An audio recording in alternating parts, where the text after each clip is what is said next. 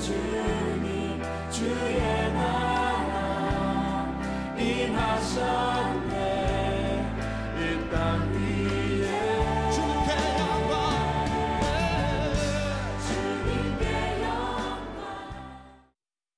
교회는 세상에 지치고 힘든 자들을 위로하고 격려하고 축복하는 사랑의 공동체가 되어야 합니다.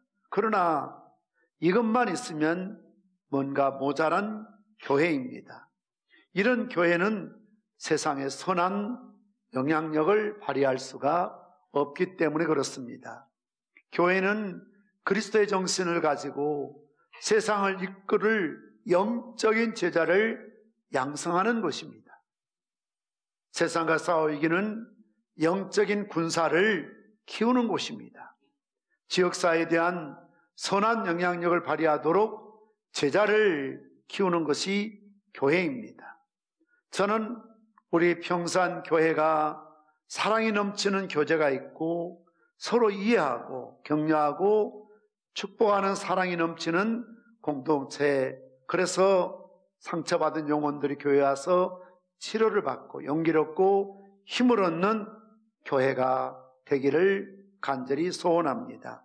그러나 중요한 것은 만년 예배 드릴 때마다 10년 전이나 오늘이나 앞으로 미래에도 계속 죽만 먹는 온실한 하초와 같은 어린아이의 초보적인 도를 버려야 한다는 것입니다. 아이가 어릴 적에는 부모의 보호를 받고 성장하지만 아이가 늘 어린아이처럼 그렇게 부모의 치맛복에 쌓여서 살면 안 되는 것입니다. 커야 되는 것이죠. 자립도 하고 스스로 일도 할 줄 알고 그리고 스스로 독립적인 모습으로 사회 일원이 되고 또 직장생활 열심히 하고 가정을 이루는 그런 성숙함을 보이는 것처럼 교회가 요양소와 같이 마치 병원처럼 늘 환자들만 있는 그런 교회로 머물러 있어서는 안 된다는 것이죠. 그래서 마치 우리 자녀들을 보내면 훈련을 받는 것처럼 논산훈련소, 그런 참 훈련소와 같이 훈련받는 그런 것이 교회가 되어야 한다는 것입니다. 우리들이 믿음으로 무장하지 않으면 언제 사단이 우리를 공격할지 모릅니다. 언제 우리의 영적인 고지를 사단에게 점령당할지 알 수가 없습니다. 그래서 오늘 저는 위대한 영적 군사인 기드온 300명의 용사에 대해서 말씀을 드리고자 합니다. 오늘 본문을 자세히 살펴보면 기드온의 300용사와 미디안 연합군대 전쟁은 굉장히 이상한 형태의 전쟁이라고 할 수가 있습니다. 군대 전술은 둘째치고라도 상식적으로 도무지 이해가 되지 않는 전쟁입니다. 본문 사사기 7장 12절 말씀 보면 미디안과 아말렉과 동방의 모든 사람들이 연합하여 이스라엘을 침투해 들어왔습니다. 그들을 가리켜서 메뚜기 떼와 같다, 낙타 떼와 같다, 해변에 모래알처럼 엄청난 군대가 이스라엘을 향하여 지금 침략해 들어왔습니다. 사사기 8장 10절 말씀에 의하면 무려 13만 5천 명이나 되었습니다. 그런데 이스라엘 군대는 지금 기드온이 소집한 군대가 몇 명입니까? 3만 2천 명에 불과합니다. 3만 2천 명이 싸우려면 한 명당 4.5명, 결국 일당 5명씩을 싸워서 이겨야만 그나마 어느 정도 가능성 있는 전투입니다. 그런데 하나님께서는 13만 5천 명 대 3만 2천 명과 싸우기에도 부족할 텐데 그래서 수가 너무 많다고 그러시네요. 그래서 뭐라고 하십니까? 두려워하는 자들, 무서워하는 자들 다 떠나라 그랬습니다. 그러니 몇 명이 떠납니까? 3만 2천 명 가운데 2만 2천 명이 떠나버립니다. 왜 그들이 떠났을까요? 그들도 듣는 귀가 있고 보는 눈이 있지 않습니까? 말이 그렇죠. 13만 5천 명이 그 때를 지어서 그렇게 전열을 가다듬고 그들 앞에 서 있는 것을 보았다고 가정해 보십시오. 오죽하면 메뚜기 떼와 같다. 수많은 낙타 떼와 같다. 심지어 바다의 무수한 그런 해변의 모래와 같다고 표현했을 거예요. 13만 5천 명대 3만 2천 명이 싸워도 힘들 텐데 하나님이 숫자가 많다고 하시면서 그들을 보고 무서워하는 사람들, 겁먹는 사람들, 두려움을 갖는 사람들은 다 집으로 돌아가라고 그랬습니다. 그러니 2만 2천 명이 그 자리를 떠나서 집으로 가버렸습니다. 남는 사람이 10,000명입니다. 자, 여러분, 이 모든 일을 총괄하고 있는, 지도하고 있는 기돈의 마음이 어떠했겠습니까? 어떻게 10,000명을 데리고 13만 5천 명에 되는 미디안 에락군과 싸워서 이길 수 있겠는가? 착잡했을 겁니다. 그런데 하나님께서는 이러한 기돈의 마음을 아시는지 모르시는지 설상가상으로 또 하나님께서 오늘 4절에 이렇게 말씀하십니다. 여호와께서 또 기돈에게 이르시되 백성이 아직도 많으니 그들을 인도하여 물가로 내려가라. 거기서 내가 너를 위하여 그들을 시험하리라. 내가 누구를 가리켜 내게 이르기를 이 사람이 너와 함께 가리라 하면 그는 너와 함께 갈 것이요 내가 누구를 가리켜 내게 이르기를 이 사람은 너와 함께 가지 말라 할 것이라 하면 그는 가지 말 것이니라 하신지라. 이 10,000명을 데리고 물가로 내려가라는 것입니다. 그래서 물을 먹이라는 거죠. 그런데 두 종류의 다른 모습이 등장합니다. 갈증났던 그들이 물을 보자마자 그냥 개처럼 물에 입을 담그고 꿀떡꿀떡꿀떡 물을 마시는 사람이 있는가 하면 그렇지 않고 좌우를 살피며 경계하면서 손으로 물을 퍼서 핥아먹는 사람이 있더라는 것이죠. 하나님께서는 손으로 물을 마신 군사 300명을 제하고는 나머지 다 돌려보내라고 그랬습니다. 7절 말씀 보면 여호와께서 기돈에게 이르시되 내가 이 물을 핥아먹는 300명으로 너희를 구원하여 미디안을 내 손에 넘겨주리니 남는 백성은 각각 자기의 처소로 돌아갈 것이니라 하시니라고 말씀하고 있습니다. 그러니 고작 300명의 이스라엘 병사로 13만 5천 명이나 되는 대군을 이기게 해주시겠다는 겁니다. 오늘 하나님께서는 기록된 말씀을 통해서 이 시대를 살고 있는, 현대를 살고 있는 우리들에게 기드온의 300명의 용사가 주는 교훈이 무엇일까요? 첫째로 그들은 하나님과 자기 백성을 위해서 자원한 사람들이었다는 사실을 밝히고 있습니다. 사사기 6장 34절에서 35절 말씀 보면 여호와 영이 기드온에게 임하시니 기드온이 나팔을 불매 아비에셀이 그의 뒤를 따라 부름을 받으니라. 기드온이 또 사자들을 온 므낫셋에 두루 보내매 그들이 모여서 그를 따르고 또 사자들을 아셀과 스볼론과 납달리에 보내매 그 무리도 올라와 그를 영접하더라. 무엇을 말합니까? 하나님의 영, 여호와의 영이 기드온에게 임하게 되고 기드온이 나팔을 불면 옛날 전쟁이 일어나면 나팔을 불었습니다. 그러면 강제로 징집하는 것이 아니고 전쟁에 참여할 사람, 정말 애국심을 갖고 하나님의 영광을 위해서, 나라 민족을 위해서 전투에 참여할 사람을 차원에서 지원해서 받았던 것을 보게 되는 것입니다.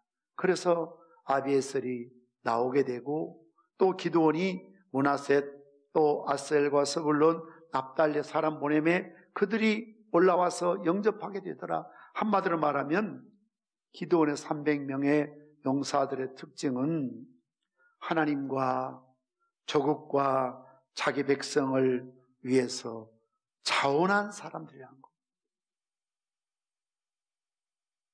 사람은 어차피 무엇인가 자신을 헌신하며 살아가게 되어 있습니다. 무엇을 위해 헌신하고 어떤 일을 위해 살고 있느냐, 가치와 의미가 달라지게 됩니다. 우리는 나라와 민족을 위해 사는 사람을 애국자라고 합니다. 죄 몸된 교회와 복음을 사는 사람을 헌신자 또는 사역자라고 합니다. 돈밖에 모르는 사람을 수전노라고 합니다. 쾌락을 위해 사는 사람을 타락했다고 말합니다. 한 번밖에 없는 짧은 인생을 살아가면서 잠언 22장 1절 말씀처럼 많은 재물보다 명예를 택할 것이요 은이나 금보다 은총을 더욱 택할 것이니라 말씀했습니다. 이 자리에 함께한 사랑하는 성도 여러분, 많은 재물보다 하나님의 자녀라는, 하나님의 직분자라는 명예를 택하시기를 바랍니다. 은이나 금보다 은총을 더욱 선택하시기를 바랍니다.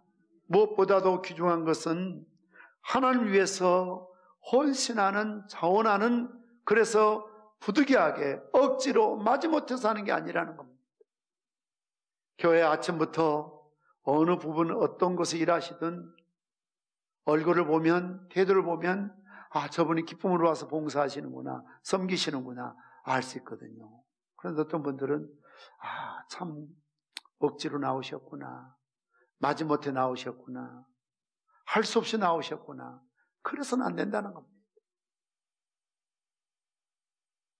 마지못해 지고 가는 억지의 십자가, 구레네 시몬 같은 십자가가 아니라 우리 예수님이 지셨던, 베드로가 지고 갔던 주님을 따르는 자원에서 주님 앞에 봉사도 하시고 헌금도 드리시고 충성하시고 기도하시고 전도하시고 선교도 하는 그런 자원하는 심령을 하나님께서 기쁘게 받으실 줄 믿습니다. 마지못해서 지는 십자가가 아닙니다. 어쩔 수 없어서 직분 때문에 나오는 것이 아니라 주일날 교회 나오는 것도 갈까 말까 할 수 없이 어머니 때문에, 누구 때문에 또 전화 올 것 같고 연락 올 것 같고 할 수 없어서 나오는 것이 아니라 정말 기쁘고 즐거움으로 자원함으로 나온 자에게 하나님께서 더 큰 사랑과 더 큰 은혜와 더 큰 축복을 주실 줄 믿습니다. 일을 해도 스스로 찾아서 기쁨을 해야죠. 시키는 일만 억지로 마지못해 하는 일이라면 그건 싹군이지 일꾼이라 할 수가 없습니다. 누가복음 14장 20절 말씀처럼 물은 내게 오는 자가 자기 부모와 처자와 형제와 자모와 더욱이 자기 목숨까지 미워하지 아니하면 너희 내 제자가 되지 못하리라. 우선순위를 말하고 있습니다. 내가 기쁨으로 즐거움으로 자원함으로 주님의 제자로서의 우선순위가 무엇이라 해야 되는가를 분명히 알아야 된다는 것입니다. 비록 위험한 전쟁입니다. 7년 동안 압박을 당하면서 수만 번 크게 쉬지 못하고 죽어야 할 그런 상황입니다. 그럼에도 불구하고 비록 소수의 정예화된 군대이지만 다른 사람이 다 무서워서 두려워서 떠나갔다 할지라도 이들은 끝까지 자원함으로 그 자리를 지킬 수 있었던 것을 보게 됩니다. 사도 바울처럼 내가 그리스도와 함께 십자가에 못 박혔나니 그런 적 이제는 내가 사는 것이 아니요 오직 내 안에 그리스도께서 사시는 것이라. 이제 내가 육체 가운데 사는 것은 나를 사랑하사 나를 위해 자기 자신을 버리신 하나님의 아들을 믿는 믿음 안에 사는 것이라고 그랬습니다.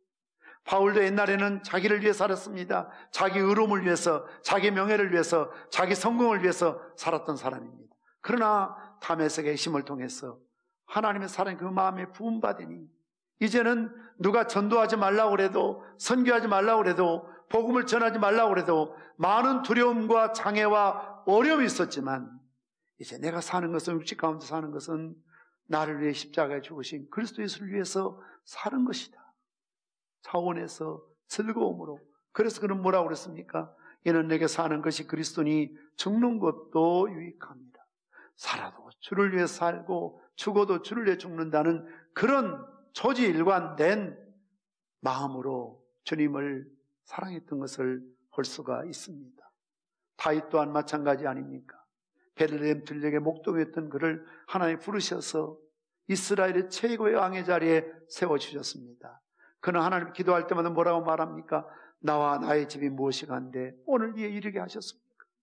이런 축복을, 이런 은혜를, 이런 사랑을 받을 만한 자격도 조건도 되지 않는데 하나님 왜 은혜입니까? 그래서 시편 116편 12절에 뭐라고 말합니까? 내게 주신 모든 은혜를 내가 여호와께 무엇으로 보답할까?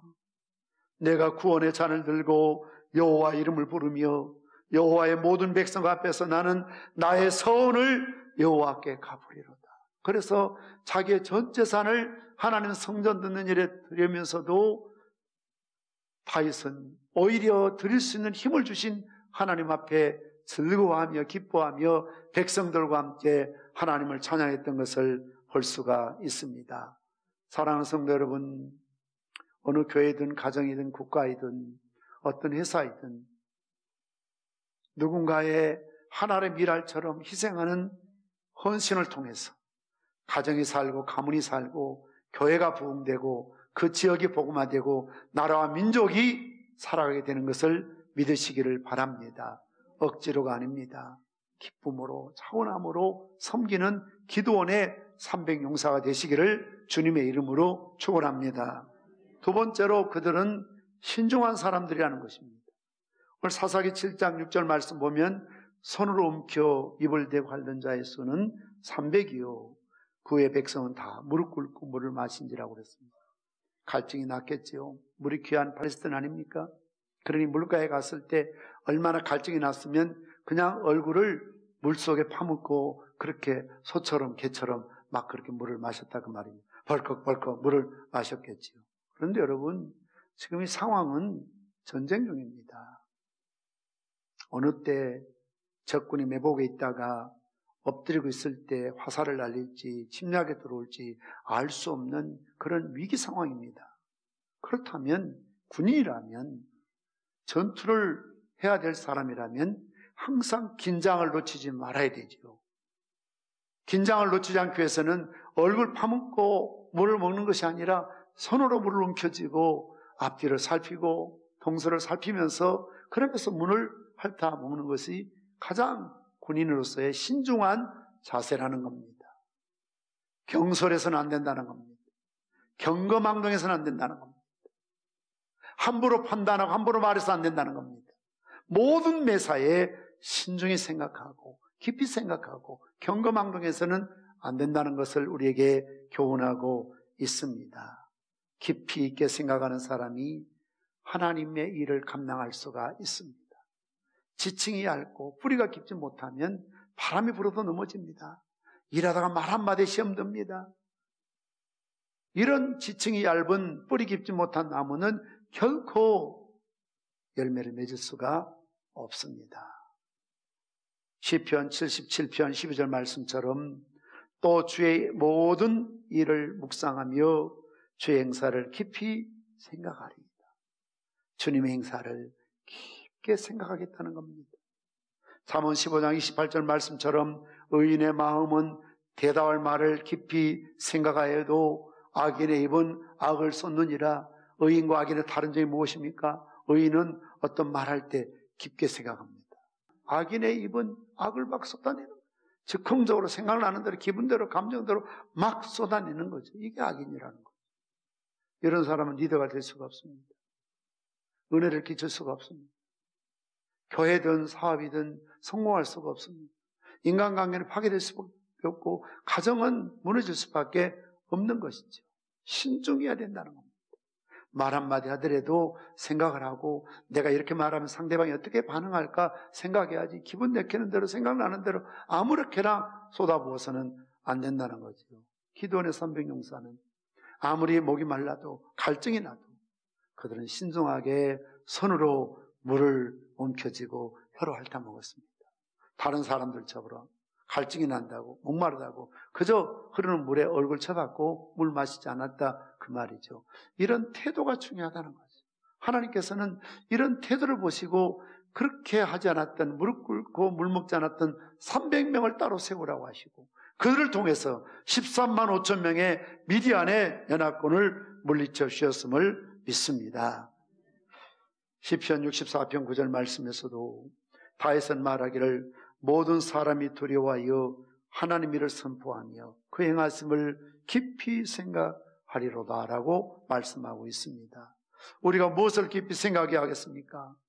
하나님을 깊이 생각하고 자신을 깊이 생각하고 이웃을 깊이 생각하고 살아가야 될 이유를 깊이 생각하고 헌신해야 될 이유를 깊이 생각하고 죽을 일을 생각하고 죽음이 하나님 앞에 심판받을 수 있다는 것을 생각하고 살아가야 된다는 것입니다.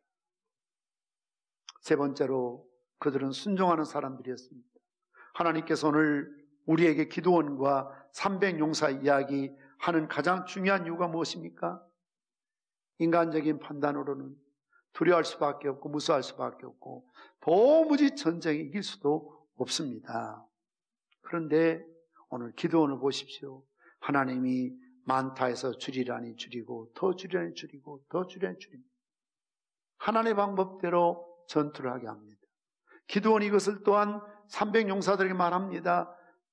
물을 마시라면 마시고 기다리라면 기다리고 전쟁하는데 창도 활도 방패도 아니라 항아리와 횃불과 나팔을 준비하라고 합니다. 이것으로 전투할 수 있는 게 아닙니다. 도무지 설명도 하지 되지 않는 상황에서 그들은 어떻게 합니까? 순종했던 것을 보게 됩니다.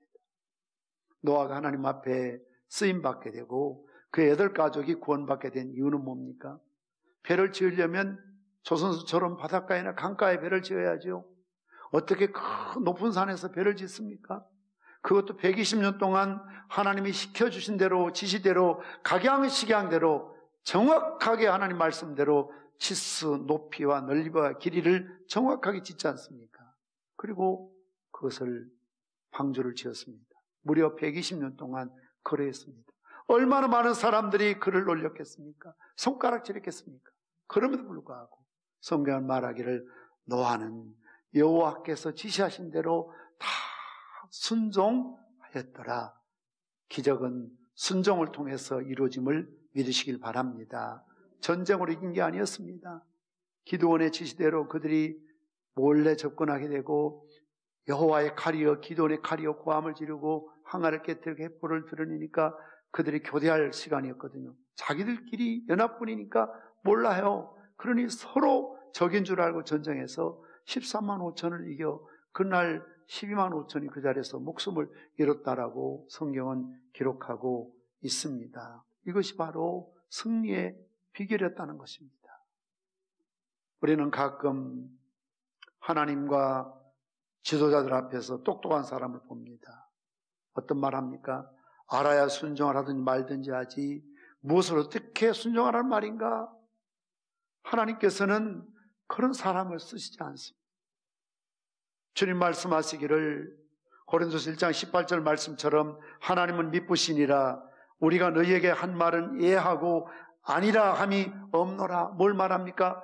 예하고 아니라 하지 않는다. 아멘, 아멘. 주님 말씀 앞에서는 무조건 순종하면 승리하게 되고 이기게 되고 쓰임받게 될 줄 믿으시기를 바랍니다. 모세는 40년 동안 그의 백성들을 광야에서 올려놓은 후에 신명기 27장 26절 말씀처럼 이 율법의 모든 말씀을 실행치 아니하는 자는 저주를 받을 것이라 할 것이요 모든 백성은 아멘 할지니라. 내 생각을 내 판단을 내 상식을 뛰어넘어서서 하나님께서 말씀하시면 아멘하여 그대로 순종할 때 기적이 일어나고 능력이 나타나고 회복되는 역사가 일어나게 될 줄 믿으시기를 바랍니다. 영국의 최초의 목사 중 한 사람이었던 윌리엄 그레드 스톤이라는 분은 이런 말을 했습니다. 나는 이 시대에 있어서 세계적인 인물 95명을 알고 있다. 그 중에 87명이 성경에 순종한 사람입니다. 시대를 이끌었던 95명 가운데 87명이 성경 말씀대로 순종했더니 하나님께서 세계적인 리더로 세워주셨다는 것입니다. 하나님의 교회 안에 필요한 사람은 머리 좋은 사람이 아닙니다. 똑똑한 사람이 아닙니다. 말 잘하는 사람이 아닙니다. 오히려 머리 좋은 사람, 똑똑한 사람, 말 잘하는 사람, 능력 있는 사람이 불순종하게 되면 교회는 더 크게 어지러워집니다. 시끄러워집니다. 말이 많아집니다. 분란이 일어납니다. 사랑하는 성도 여러분, 똑똑한 사람이 아니어도 묵묵히 순종하는 사람을 하나님께 사용하시는 줄 믿습니다. 배운 것이 없어도 가진 것이 없어도 능력이 없어도 하나님은 기드온의 300용사처럼 하나님 말씀 앞에 기드온인 지도 앞에 순종하는 사람을 통해서 미디안의 13만 5천명에 되는 인간으로 도무지 해결할 수 없는 연합군을 물리치시고 승리로 이끌어 주셨음을 믿습니다. 슈메이커는 말하기를 하나님께 10% 순종하면 10%의 행복을, 50% 순종하면 50%의 행복을 100% 순종하면 100%의 행복을 누릴 수 있다라고 말하고 있습니다. 그렇습니다. 이 시대에 우리 평산교회 모든 성도 여러분들이 기도원에 300명의 용사가 되시기를 주님의 이름으로 축원합니다. 그들은 하나님과 자기 백성을 위해서 자원하는 사람들이었습니다. 마지못해서 억지로 하는 사람들이 아니었습니다. 어떤 일을 맡든지 즐거움으로 자원함으로 일을 해야 합니다. 그들은 신중한 사람들이었습니다. 다른 사람들은 다 무릎 꿇고 물을 먹었지만 그들은 손으로 물을 움켜쥐어서 핥아 먹었던 것을 보게 됩니다. 무엇보다도 그들은 순종의 사람이었던 것을 보게 됩니다. 우리 평산교회 모든 성도 여러분들이 요양소 같은 교회가 아니라 훈련소와 같은 교회를 통해서 하나님 앞에 쓰임받는 위대한 기도원의 300명 용사 되시기를 주님의 이름으로 축원합니다. 생명의